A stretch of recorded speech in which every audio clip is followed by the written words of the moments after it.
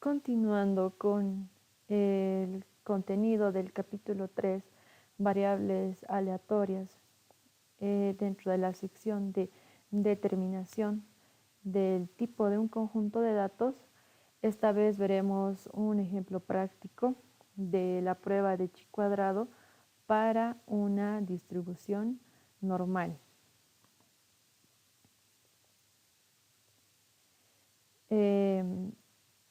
Bien, nuestro ejemplo dice lo siguiente: determinar si los datos se pueden ajustar a una distribución normal con un nivel de rechazo del 0,05. Tenemos el siguiente conjunto de datos que en total son 57. A partir de ellos debemos obtener nuestra tabla con los intervalos y de esa forma iremos consiguiendo los siguientes datos. Ahora, para saber el número de intervalos debemos usar la siguiente fórmula, que será el número de intervalos m es igual a la raíz cuadrada de n. N es el número total de nuestros datos, que para nuestro ejemplo es igual a 57. Entonces obtendremos lo siguiente: será igual a la raíz de 57 y tendremos que redondear el dato a 7. Lo siguiente será determinar la amplitud del rango, es decir, ya tenemos el número de intervalos, ahora debemos saber cuál será la amplitud de cada intervalo. Para esto debemos usar la fórmula que dice que será el máximo dato de todos los que tenemos menos el mínimo, el mínimo dato, dividido entre m, que ya habíamos encontrado que era igual a 7. Entonces, si observamos, nuestro dato máximo es 79 y el mínimo es 12. Así que haciendo la operación obtendremos el resultado y lo redondeamos a 10. Posteriormente armaremos la tabla con los intervalos y la amplitud ya encontrada. Así que empezaremos desde 10, el primer intervalo, de 10 a 20, de 20 a 30, de 30 a 40 y así sucesivamente. Y en nuestro último intervalo tendremos que será mayor a 70. Luego debemos calcular las frecuencias observadas. Esto nos dice cuántos datos son los que se repiten o están dentro de este intervalo, entre 10 y 20. Tenemos que son 5. ¿Cómo obtuvimos esto? Pues de la siguiente forma. Dentro de todos nuestros datos encontramos el primero, que sí se encuentra entre estos intervalos de 10 a 20. También tenemos este, 16, 19 y 12. En total suman 5. Y de esta forma deberemos encontrar las frecuencias observadas para cada uno de los intervalos. De 20 a 30 tenemos que serán 19 datos, de 30 a 40 10 y así para cada uno de ellos.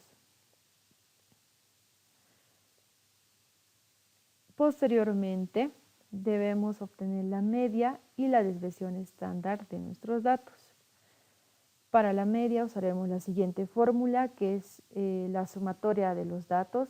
X sub i son cada uno de estos datos sobre n.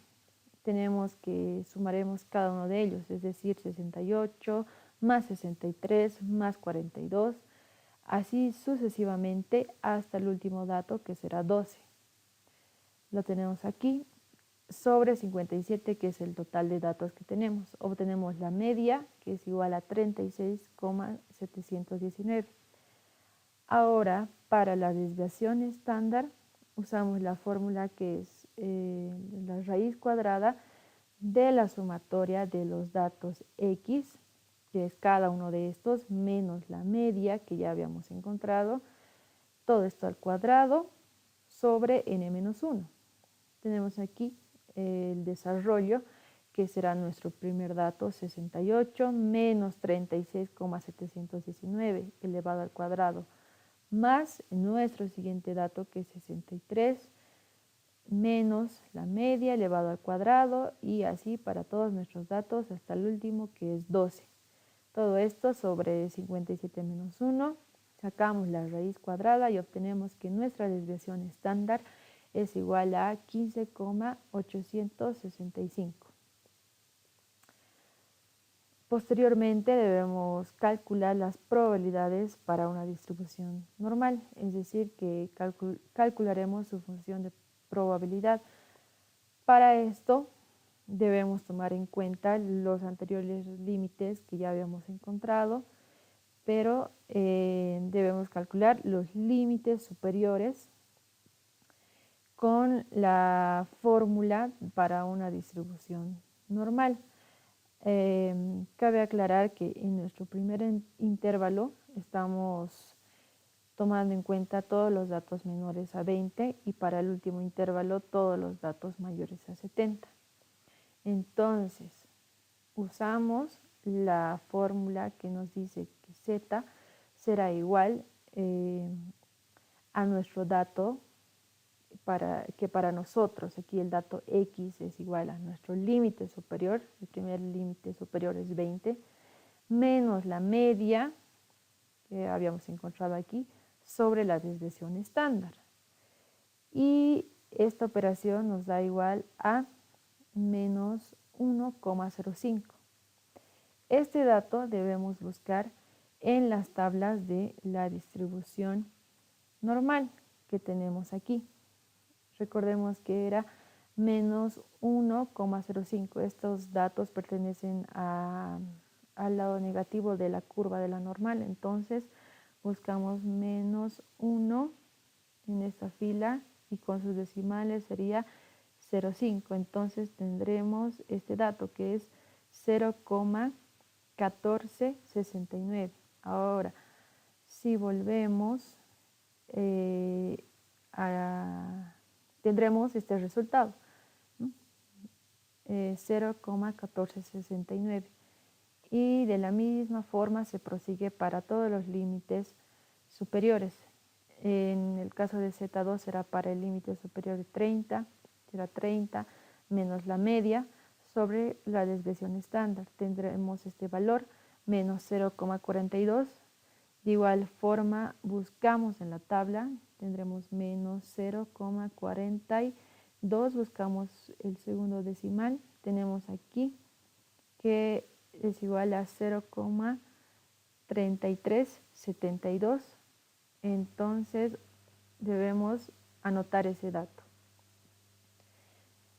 Y de la misma forma se hace para cada uno de los límites superiores, así que debemos hacer este procedimiento para los límites inferiores y límites superiores.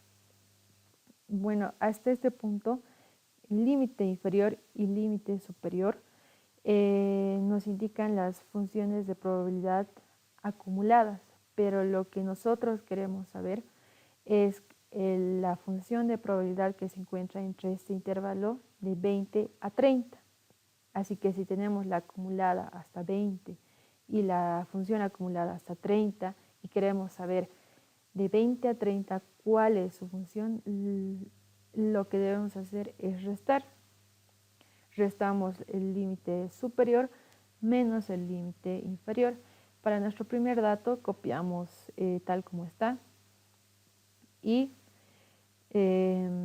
para los siguientes restamos, que para este caso es la operación de restar 0,3372 menos 0,1469. Algo que debemos tener en cuenta es que para nuestro último dato, al ser un intervalo mayor a 70, debemos hacer la operación de 1 menos este último límite superior, que es igual a 0,0179. Ya teniendo esto, recordemos que esta resta, toda esta columna que habíamos obtenido de la resta es nuestra función de probabilidad. Así que trasladaremos estos datos a la anterior tabla que ya teníamos. Como vemos, aquí están los mismos. Esta columna es la misma que ya habíamos encontrado de la resta y con los intervalos. Algo importante que saber es que habíamos tenido que el número total de datos era 57, así que la sumatoria de las frecuencias observadas igual deberá ser 57 y que la sumatoria de las funciones de probabilidad deberá ser igual a 1. Bien, continuando, lo siguiente que debemos hacer es calcular la frecuencia esperada con la siguiente fórmula, que será que la frecuencia esperada es igual a nuestras probabilidades por n, que es 57. Obtendremos las frecuencias esperadas para cada uno de los intervalos. Y tenemos aquí el ejemplo de cómo obtuvimos el primer dato, que es igual a 0,1469 por 57, y este es el resultado. También las frecuencias esperadas, la sumatoria de ellas deberá ser igual a 57.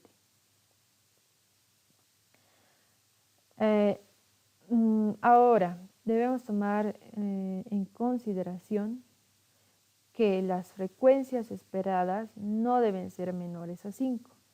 Si observamos, tenemos que los dos últimos intervalos, si tenemos este caso de que son menores a 5.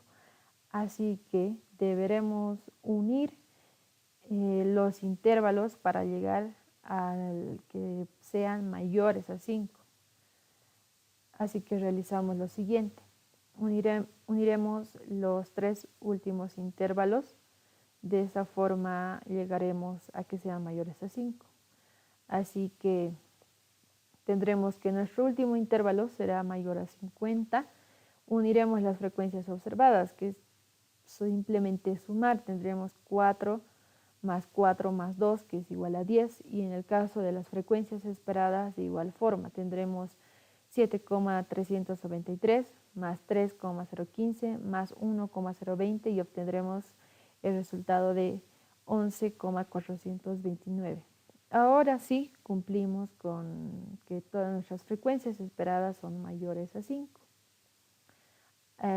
Continuando, debemos obtener nuestro estadístico de prueba, que es el chi cuadrado, con la fórmula siguiente, que es la frecuencia observada menos la frecuencia esperada elevado al cuadrado sobre la frecuencia esperada.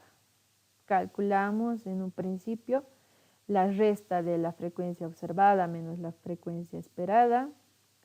Posteriormente elevamos al cuadrado esta columna, tenemos estos datos y finalmente debemos dividir esta columna entre la frecuencia esperada. Así que tendremos el siguiente resultado.